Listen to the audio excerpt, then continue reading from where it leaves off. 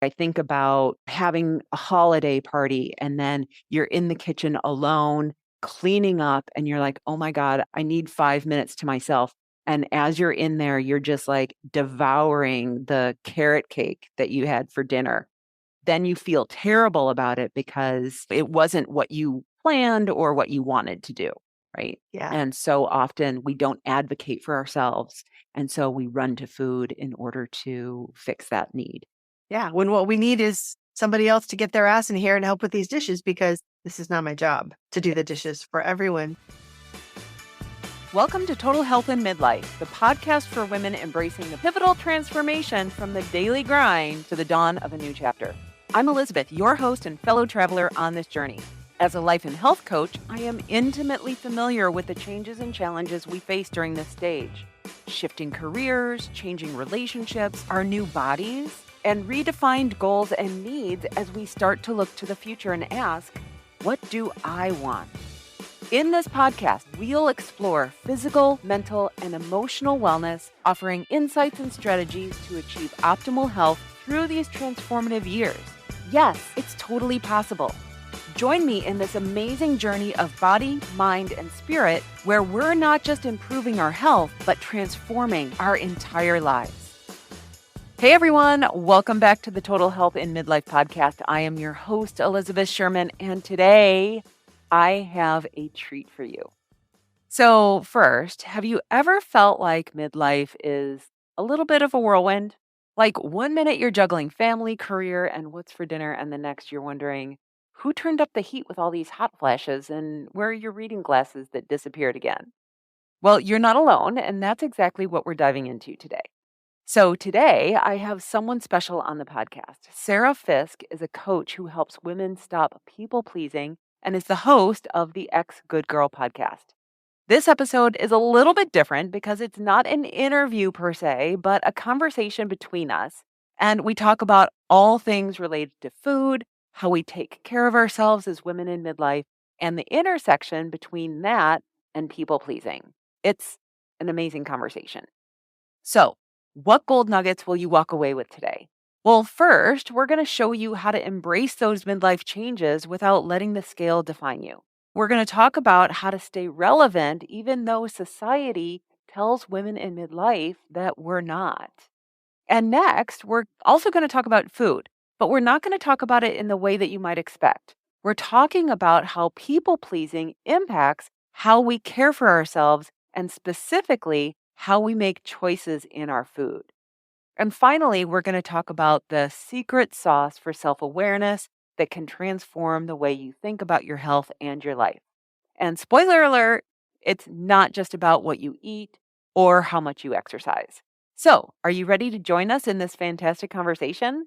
Let's get into it and discover how to take control of your health in midlife.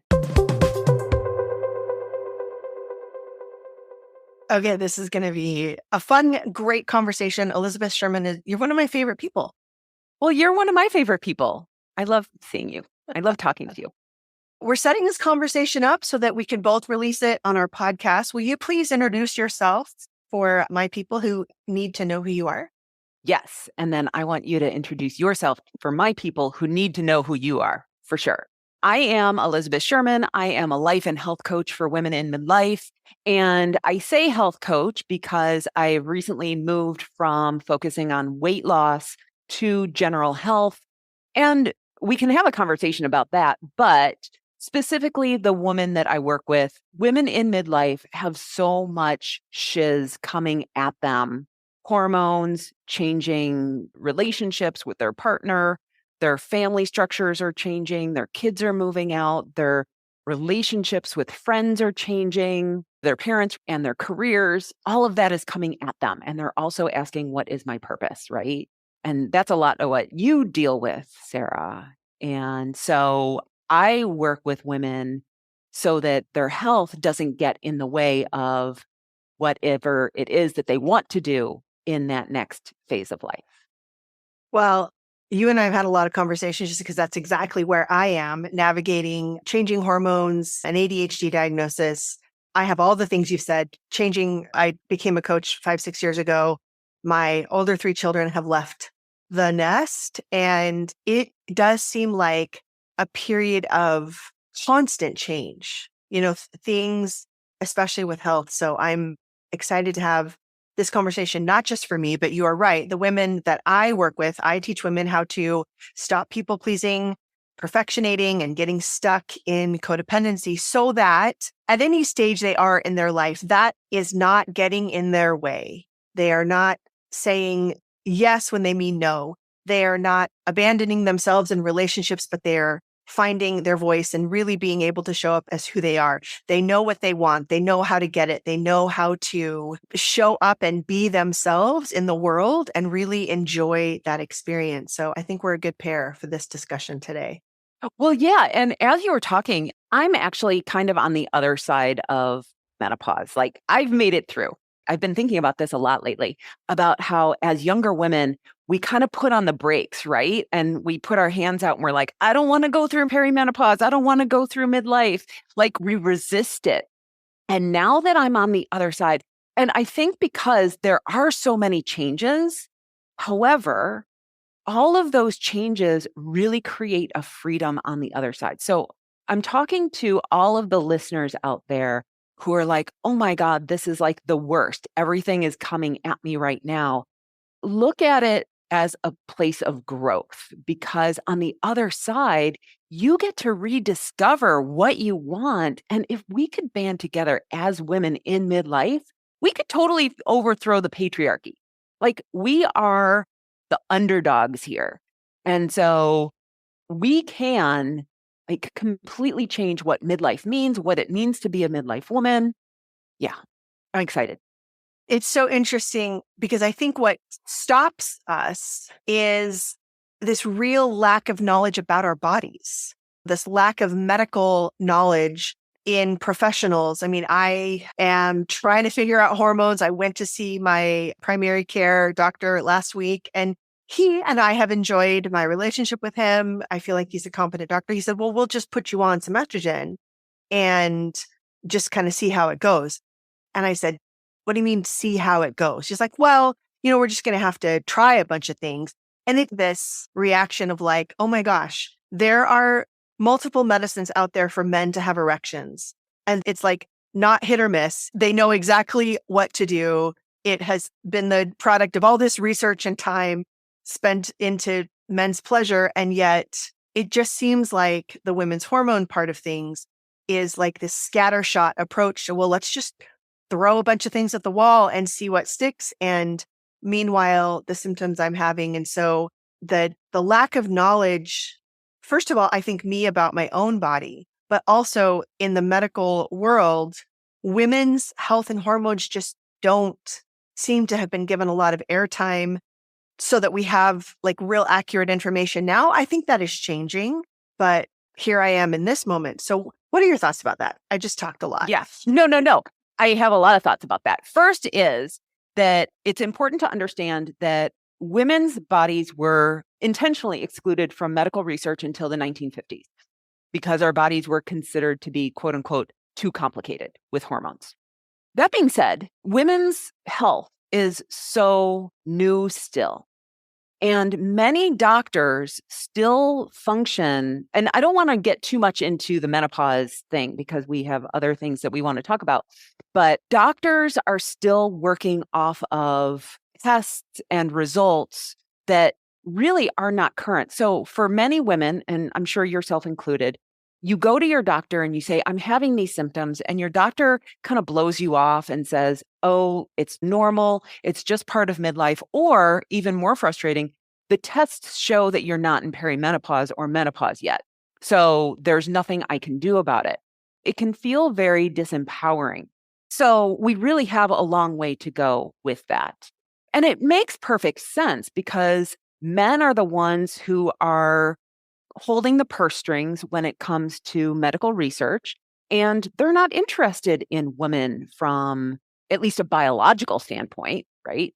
And so they're like, women's hormones, who wants to pay for that, right? It's now starting to change. However, when I work with clients on their hormones, I used to ask them to talk to their mothers or their grandmothers or their aunts or whoever in their family. But then I started realizing, well, they have even less information than we do today. Your mom probably knew about hot flashes.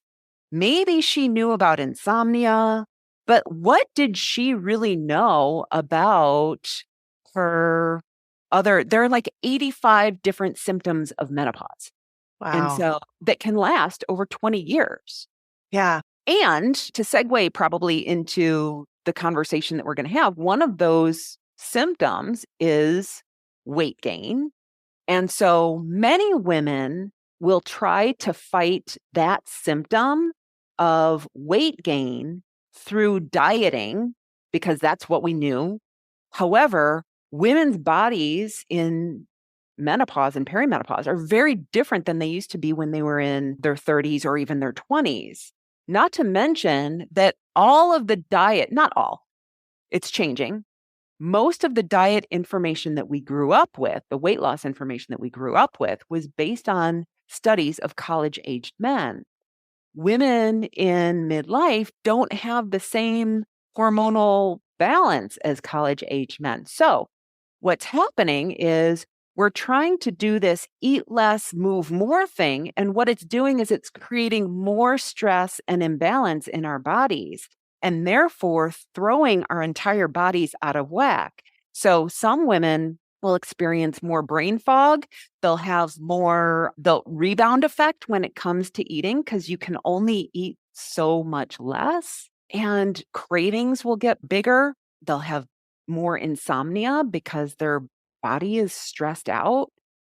Yeah. And that kind of lands squarely where I am just in my own personal experience. So, what is the lens through which you look through to Mhm. kind of talk about all of this, health, in particular, weight loss?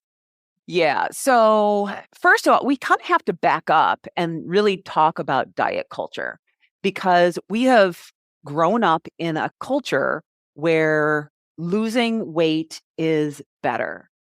That somehow we have expected that as a 55-year-old woman, that I should look like I did when I was 30 years old. Like, who decided that? And so we really need to look at our relationship with food. We need to look at our relationship with our body. We need to look at patriarchy, that women are taught that looking good isn't more important than our brains, that looking good is more important than health, that if we're lucky as young women, we will attract a successful man. And men are taught that if they're successful, they'll attract an attractive woman, right? And so it's all steeped in this weird thing of we need to look a certain way. We need to look the way that society expects us to look. It's so insidious. I was talking with my husband about this very thing, just that a woman, no matter what she says or does with her life, there's always the added judgment of her body, what she's wearing, whether or not her physical features line up with kind of this socially agreed upon idea of what beautiful is or isn't. And I was looking up online for him just example after example of brilliant women criticized for wearing the wrong thing, smart, articulate women who have their size mocked. And because we have just grown up in it, I don't think we realize just how pervasive the belief is that our body is bad or wrong. I love all of the kind of talking about it that I hear going on now. But I think this is kind of where our work intersects, in that I look at the female experience, humans socialized as females, through the lens of what creates safety and belonging when we are younger is the obstacle to it when we're older. And that when we're younger, it is essential that we please other people, right? Because we can't take care of ourselves. We need them to care for us, help us, nurture us, teach us, all the things. But then when we get older, this pleasing aspect or this perfectionism aspect actually gets in the way of us living the kind of free, life that we want. And I see our food and body obsession the same thing, in that when we're younger, I mean, what 11-year-old girl out there, 11 years old is when I have my first memory of I'm standing in line on the playground. I looked down at my stomach. I was wearing a purple band t-shirt. I still remember it. And I was just looking at how my stomach like pushed against the fabric of the shirt. And I remember looking to my left and to my right at other stomachs and like, does everybody's stomach do this? Is it just my stomach? And so we're kind of raised in this culture of trying to make our bodies look like a certain thing. But then that very pursuit is what gets in the way later in life of having a healthy, loving relationship with something that we need, which is food. Just like we need other people, we also need food.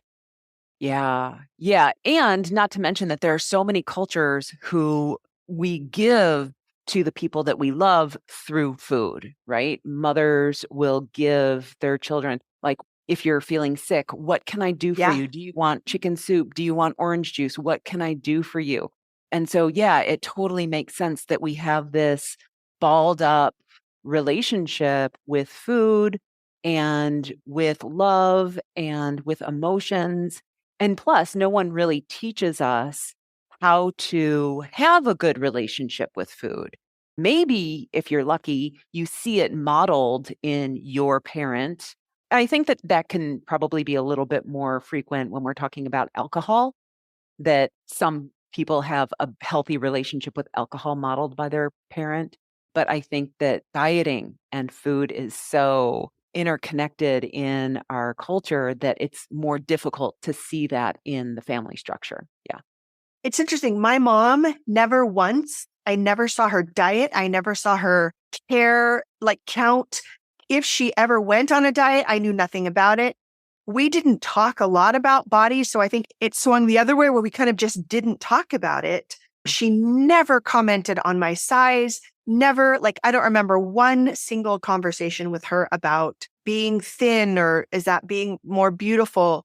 It was almost like it just didn't exist, but still, I remember buying my first Dexatrim diet pills, from Fox Drugs, probably 14.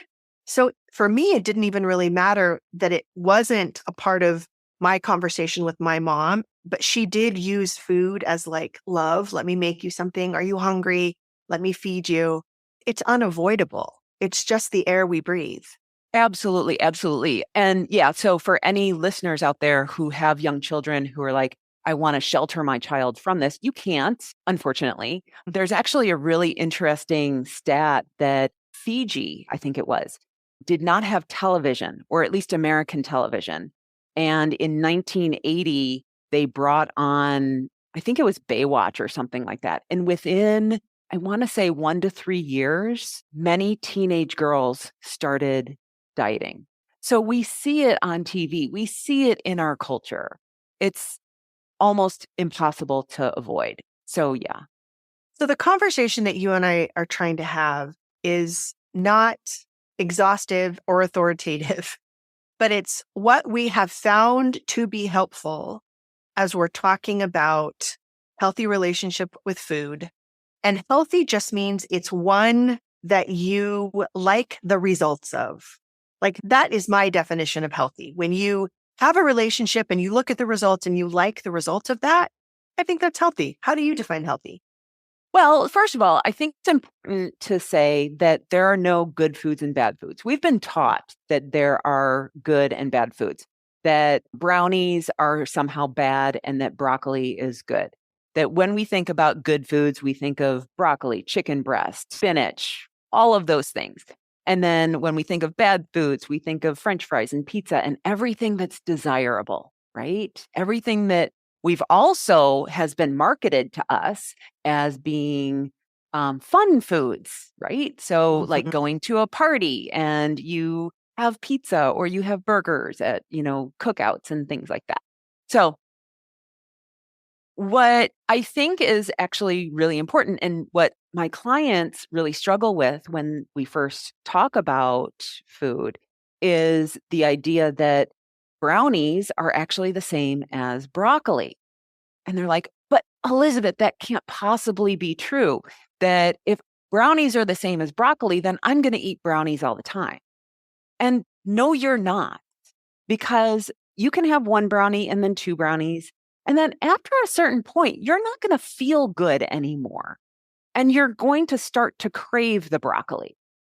And so it's really about understanding how much of each of these foods does my body need in order to feel good moving forward.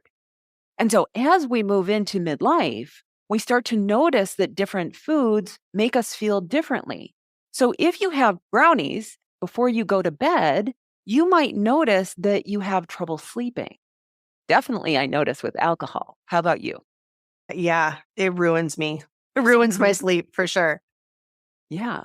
And so when we can approach food from the standpoint of what makes me feel good, not in the moment, but in an hour, in 2 hours, tomorrow, next week, next month, then we can start to build the relationship with food that we want. And I love your analogy of food relationship. Can you share that? Yeah, I think it's exactly the same with people. Like, how much of a certain person is good for me? How much of a certain activity is good for me? People pleasers get really caught up in doing a lot of things for a lot of people all the time as a way of being valuable, earning love, feeling connected, and feeling safe. And that makes a lot of sense because that's what we were taught to do. But when we come into adulthood and we have some more control over the circumstances in our life, where we live, our work, being financially independent, that is a fantastic time to start looking at the amount of time that I spend with certain people that maybe it doesn't make me feel good. It's like eating nothing but brownies all day. I go to bed and I feel gross. I feel heavy. I feel sad. I feel disconnected from me because I've given so much of myself to them. And so I like looking at my relationship with food exactly like I look at my relationship with people in my life. How much of this person is good for me? Under what circumstances? Sometimes I might have a lot more availability if it's somebody that I want a relationship with, and I can have more of them. And sometimes I need less. Like, boundaries around and limitations can be for me just as much as we're kind of taught to see kind of boundaries and limitations as negative sometimes. Like, having boundaries about what I say yes to, who I say yes to. I think there's a lot of correlation there with food. Absolutely. Like, I'm just thinking of people in my life, and there are people who I go to when I want to feel accepted and listened to and cradled, but I can't spend all of my time with those people because it's a little too intense. And then I have people that I go to when I just want to blow off steam. They're kind of like the candy, right? And they're not like, I mean, they're good friends, but I know that I'm not going to call them at 3 o'clock in the morning when I need to go to the hospital, right? Or if you're on the side of a road or something like that. Yeah. But you need those people in your life, and neither are good and neither are bad, right? Absolutely right. And I think for me, knowing what that is has come from first learning to listen to myself. I think for a long time, I used food to not listen to myself. Mhm. I used food to turn off uncomfortable emotions. I used food to distract myself from hard situations. And I think I even used food to kind of keep myself numbed from things that were happening. There was a period of time in my marriage where it was really, really difficult. And I remember I made microwave s'mores. I would put a graham cracker, a marshmallow, and I would stick it in the microwave because who wants to build a fire for one s'more? And stick some chocolate in it. It would get all nice and melty. And I would eat 3 or 4 microwave s'mores a day just to have like something good, something sweet, something satisfying because it didn't feel like anything else was. And the first thing that I had to do to just figure out what do I want in my life is to come to myself first and start listening to me. And that is a hard thing to do in a culture and society that doesn't teach girls to do that. It teaches them to listen to everybody outside of themselves. So that's kind of where I feel like things shifted or changed for me. What about you? Yeah, I have this saying that if food is the best part of your day, we need to fix your day. Right? Because so many of us I used to run to food all the time. And I remember when our coach said, I can take the desire for food away from you. I was like, I don't know if I want that. But it's Yeah. so fascinating now being on the other side of that, where a cookie is like, I am one of those people now. I thought that you were born with the ability to eat just one cookie. I didn't know that it was something that you could learn. And so to be able to do that, because the rest of my life is actually so much more joyous, like that food isn't the part that I look the most forward to. But I had a very similar experience as you did, that my mom was an emotional eater. And so that's what I saw. I witnessed her like emotionally eating. And so that's what I grew up with. Yeah. And we're never going to get rid of emotional eating. What I think that most of us want to do is we want to stop the unconscious emotional eating, or the feeling like, I don't know what was happening with you, whether you were conscious about eating those s'mores or not, but not having the craving where it feels like that is overtaking your ability to make a good decision. Yeah. Absolutely. And I think if I could kind of go back and talk to myself, I would say, like, Sara, you are using food to try and fix problems that food won't fix. Hmm. So what is the actual problem here? The actual problem is I don't know how to tell my husband how I'm feeling because I don't really know how I'm feeling. It's just this angry, sad, happy mixture that I don't really know very well. And so having a s'more, which at the time I have zero judgment about that. And I have zero judgment now when I turn to food because I want to feel something good now. What I do instead is I just know that I need to just come back to me. Hmm. What's happening here? Is it a problem food will fix? Even if the food tastes good and I still want to eat it, I have no problem with that because what I've gotten so much better at is listening to the emotional side of my experience, what my emotions are trying to tell me, the information that they have for me. And I know that I'm going to do both.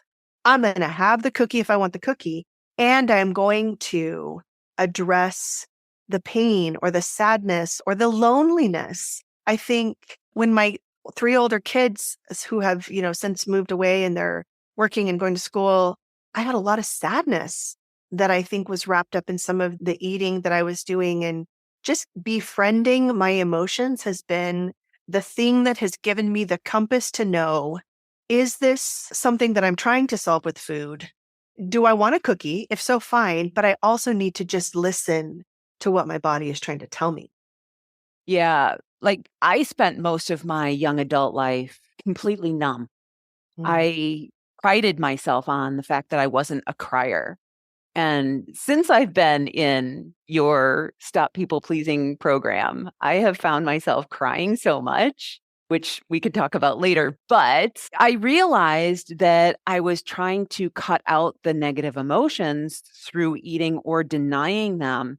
When I started waking up to the fact that I had emotions, they were such a tight, tangled bundle of emotions. I was like, I don't even know what I'm feeling. Like my brain was completely going offline and I felt frustrated and angry and I would explode. I would react instead of respond. And that was right around the time that I realized, okay, something is wrong here. I need to figure this out. And it was actually quite around the time that I started paying attention to why was I eating and really asking myself, okay, so I want to eat. I'm standing in the pantry right now looking for food. I'm not hungry. Why am I here? Is it because of the time of day? Is it because I'm feeling an emotion? What is actually happening right now? And so it's taken me a little bit to get to where you are with accepting and loving each emotion, but at least the awareness piece was super important for me. Yeah. Awareness is just where it's like such a investigative process. I love Glennon Doyle says, you're both the detective and the mystery.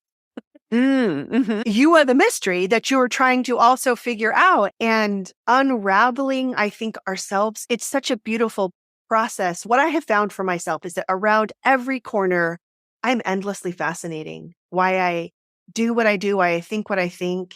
And as I have given that some airtime, and as I have stopped at the same time, I think it's a kind of a two-step process, stopping the judgment. I used to beat myself up endlessly for what I would eat or what I would not eat. I think that's common. And to stop that judgment voice at the same time as increasing awareness, and to just fully understand, if not love, like, oh, I'm sad because this happened just yesterday. I gave my son a haircut. He didn't like it. He thought I had messed it up. I felt this surge of anger. And then I thought, why am I getting angry at this 15-year-old kid?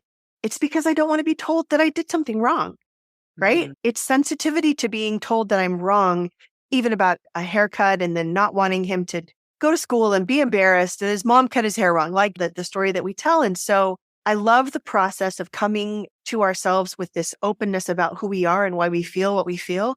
Because one of the things that we do get to unravel is, why am I eating what I'm eating if it has nothing to do with solving this actual problem? And for me, health, you can be healthy at any size. There's an actual mountain of data called the Health at Any Size movement that has nothing to do with the number on the scale. But what I find health to be about is knowing my boundaries and limitations with people, with activities, with service. As women, we've really been socialized to give and give and give and give and give. And to include food in that, boundaries, limitations that are for me, has really just been a game changer in terms of how I look at food. Yeah. Yeah. And one of the arguments against health with any size is that we decouple, or we couple rather, that your size is a direct reflection of your health. And that's actually not true.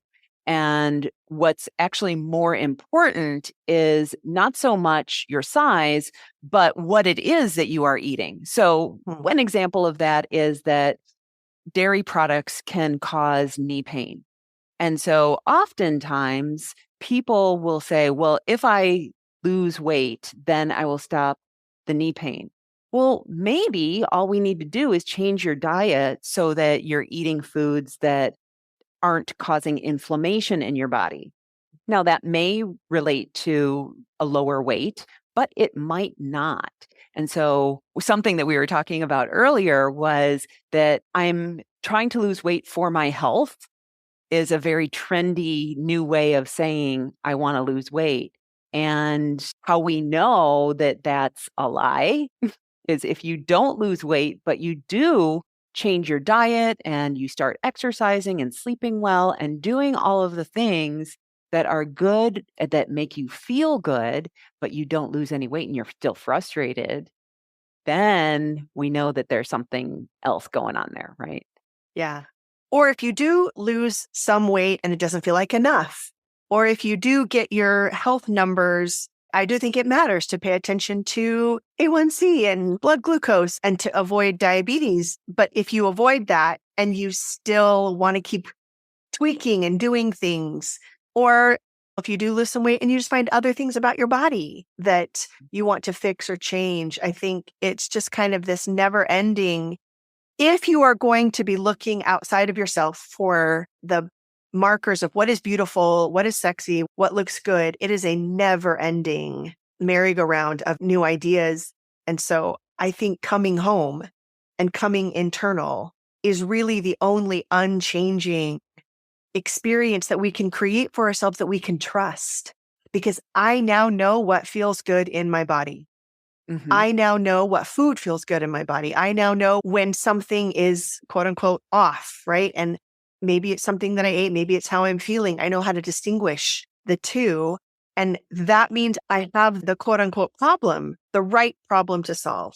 It's not even a problem. I know what issue to work on, having more words that just make it sound like it's bad. But see, I don't consider emotions bad. So if I'm angry, I just need to let myself be angry and process my anger. I don't think it's a problem. If I want a brownie, I just need to eat a brownie. And the judgment has helped it become such a process of all my own that it feels so distinct from looking outside of me. What do you think I should eat? How do you think my body should look? Do you think I'm pretty? Do you think I'm skinny enough? It's a completely different experience. Well, and something that you mentioned earlier that I just want to come back to is something that's been really helpful in your program, Stop People Pleasing, has been waking up to what it is that I want. Because so many women, we don't know what we want. And we don't know why we make the decisions that we do make. We're not really clued into that. And so I think that waking up to that and really asking myself, why do I make the decisions that I do when it comes to food or even my body and what I'm going to wear or how I'm going to style my hair or any of it can be so revealing. And do you like your reasons for doing that? Yeah, it's something we never stop to do is investigate our reasons and make sure we like them. What have been the big things for you in the Stop People Pleasing program? I think that that is the biggest one. Like, what is it that I really want? So I have a couple podcast episodes already that are about people pleasing and eating. And I realized a while ago, before I started coaching or when I was in the middle of coaching, that in my journey to improve my relationship with food, that I really had to advocate for myself when it came to what it was that I wanted to eat. And I think that so many women don't do that, that they want to be considered low maintenance. At least I know that I did, that I felt like I should be able to eat like a 13-year-old boy and at the same time have the body of a Victoria's Secret model. And then I got resentful with my body when it wasn't doing what it was, quote unquote, supposed to do, which was be lean and beautiful and everything else. But I've now been able to take that, what do I want, and apply it to all the other areas of my life. And even like my business and in my relationship with my partner, like just those little tiny things that were like, oh, it's not that big of a deal. But in the grand scheme of things, it becomes a big deal, right? That's been huge. And the big deal is knowing who you are and what you want and how to get more of that in your life. I think because of all the changes that happen in midlife, especially if you are a woman who has had children, if you are a woman who has had even like a career that has taken a lot of your time and attention, when those things start to shift and change, the most common thing I hear from women who have had children or are going through career changes without the career or the children, I don't even know who I am. Like, that's just what I do all day.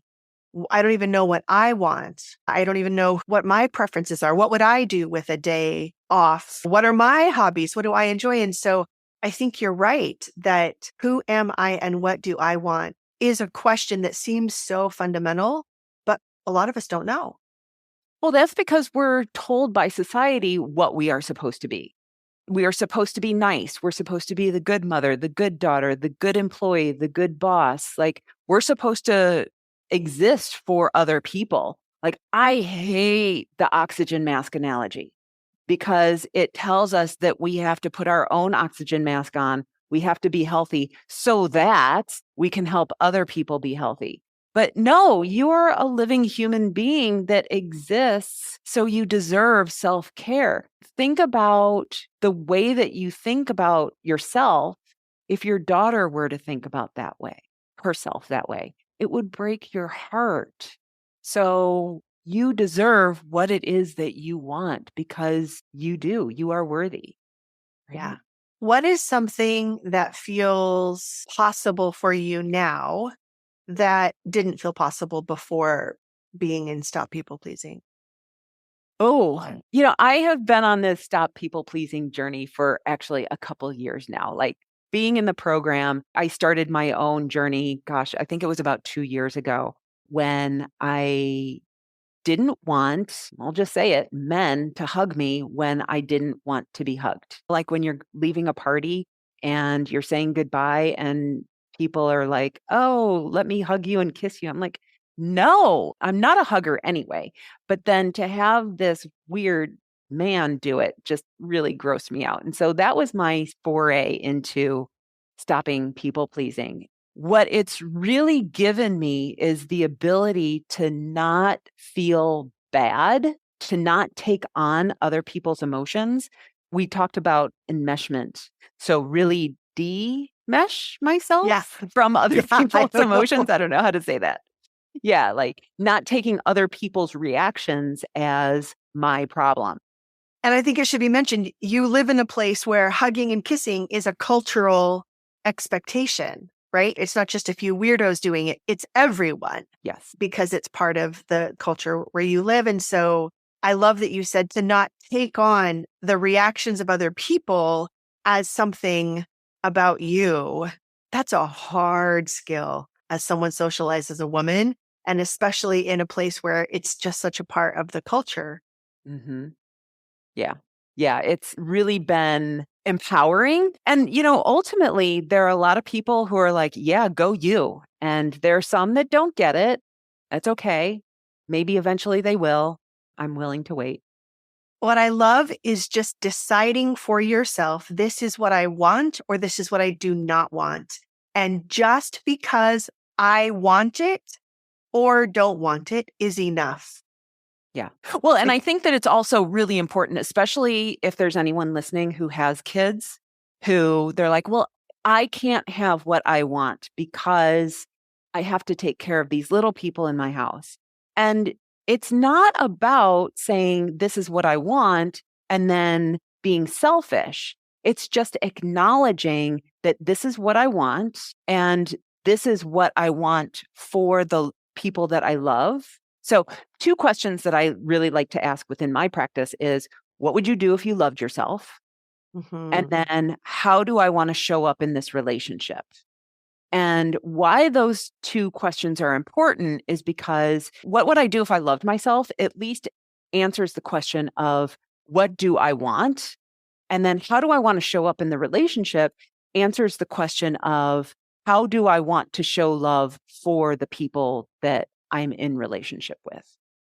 I love that you put it that way. When I talk to women, typically their kids' needs are higher than their needs. You can't see me, but my left hand is high and then my right hand is about 6 inches below. And that's the typical relationship in which most women's needs exist relative to other people's needs. And when I talk about not people pleasing anymore, many women think that I'm suggesting their needs go over everyone else's, and that their needs are more important than everyone else's. And it kind of activates this fear of being called selfish, which is the worst thing that a woman can be. And what I am advocating is equal, right? That my needs are not more important than yours, not less important either. Sometimes I choose me, sometimes I choose you. And I think there's some really great analogy to food there too, is like all food is just food. Yeah. There's not good food. There's not bad food. Sometimes I choose a brownie. Sometimes I choose broccoli. When I like my reasons and I know what those reasons are, I think the same thing applies to relationships when we're really learning to eliminate the type of pleasing that we don't like the results of. It's investigating our reasons and then being willing to feel the uncomfortable emotion as you have had to feel when you decline the hug and kiss. When it's culturally expected, there's some discomfort there that you have to sit with because it's consistent with what you want, though, so the price is worth it. Yeah. And we were talking on another conversation about the different layers that people pleasing and food get intermixed. And I think that what happens is when we abandon ourselves so frequently and we don't give ourselves what we need, we actually end up doing that in unhelpful ways. And one of the ways that we do that goes back to if food is the best part of your day, we need to fix your day, is maybe some asking for what you want so that you don't have to run to food in order to get it. Like I think about having a holiday party and then you're in the kitchen alone cleaning up and you're like, oh my God, I need 5 minutes to myself. And as you're in there, you're just like devouring the carrot cake that you had for dinner. Then you feel terrible about it because it wasn't what you planned or what you wanted to do.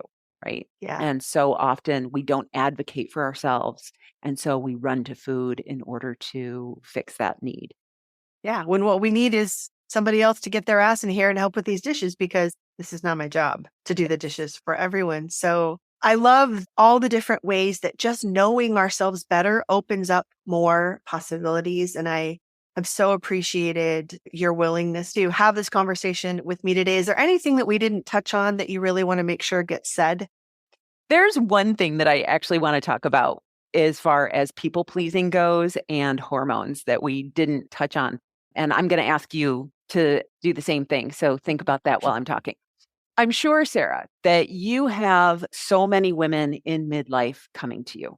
And for anyone who's listening who is in that perimenopause, menopause time, I want you to be aware that your ability to give an F is physiological. It's not just something that happens to women. As women, when we're younger, we have higher levels of estrogen. Estrogen actually makes us nice. And so, as younger women, it's really important that we are nice and people pleasing because we need to reproduce. And so, we need to find someone who wants to reproduce with us.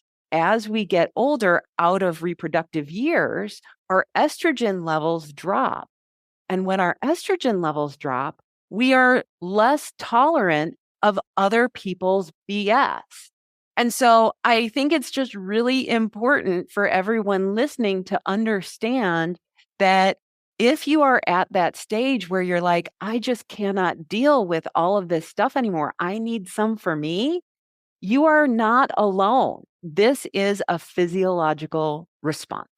I think that's hilarious and tracks. Yes. Mhm. And I also think that knowing how we're programmed for our biology is so important.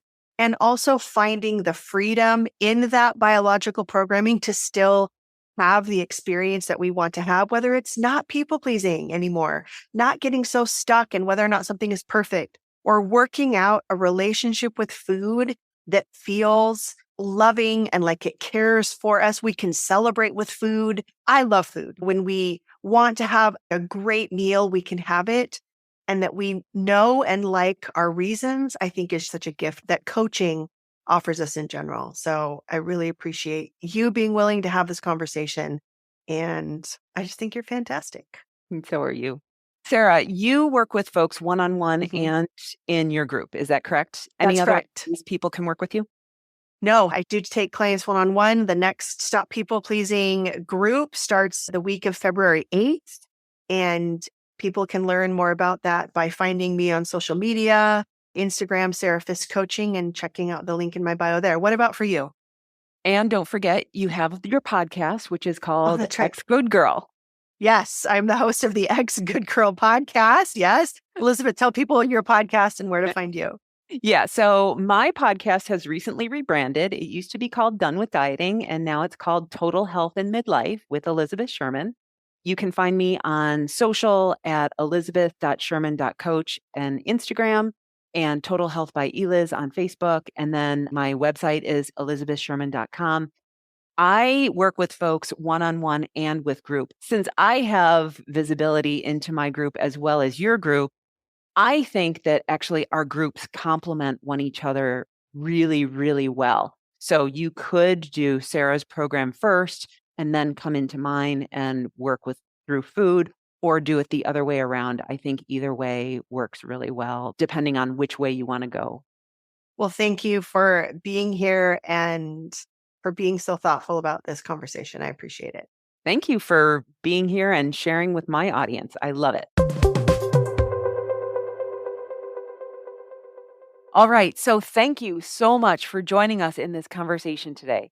We've had such an amazing heart to heart about all things midlife and health, and I'm so glad that you are here for it.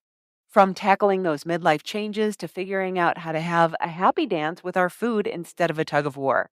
We've learned a lot in this episode. We talked about how midlife isn't just about the numbers on the scale, but also about feeling good inside and out.